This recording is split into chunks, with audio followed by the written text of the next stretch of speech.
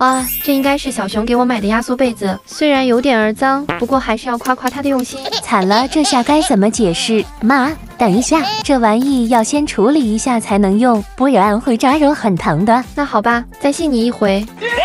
还好忽悠过去了，要是让我妈知道我花100多块买了这个新款解压拔毛玩具，肯定丢我出家门。居然这个眼睛还是骗人的，我锤！好了，请大家记住现在的样子，一起来揭开庐山真面目。这毛咋那么粘手呢？不说别人还以为是毛毛虫。突然想起一首歌，每个人的身上都有毛毛，大毛、小毛还有二毛，就是一直拔不完的毛，好像里面的颜色也没那么好看啊。话说你们看着解压嘛，我咋感觉越拔越来气的，全身上下都是毛，只能说自找的都要把它拔完。